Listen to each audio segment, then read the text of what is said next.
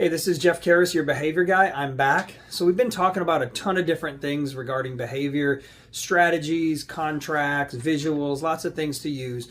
But here's just some basic, simple things. If you have a child or a student who's just not responding to consequences, so when you try to give them consequences for their actions, they're not responding, what are some things we can look at? First of all, do we have a clearly defined list of consequences?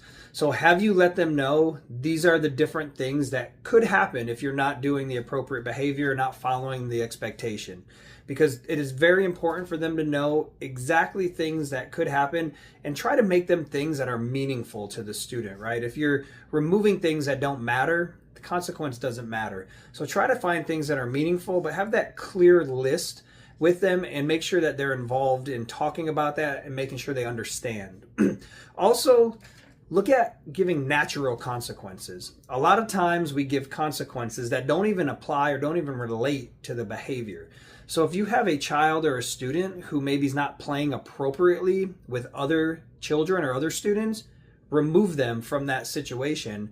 And then that way you let them know, hey, you're not exhibiting the correct behavior. You're not allowed to join that group. You're not allowed to do that. But we're going to talk about what you need to do moving forward, and we'll try again tomorrow or we'll try again later.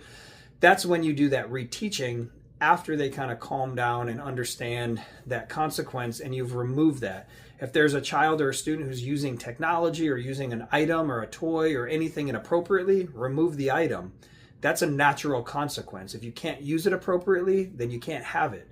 Also, if you look at a children or maybe a child or a student who's in a situation and they're not exhibiting the correct behavior, take them out of that situation. So if you're at a grocery store or you're doing something at class with your students, remove the student and then do some reteaching. Those are natural consequences that are just natural things that happen if you're not going to do the right behavior. And another thing, look at when they're doing the right thing, about how long is it they can sustain that for, and make sure you're giving reinforcement and praise when they're doing the right thing. So if you have a younger student, a younger child, they might not be able to do the appropriate behavior for very long. Make sure you're finding time to praise them in the amount of time they can do it, because then you can build that time where they can do the behavior correctly.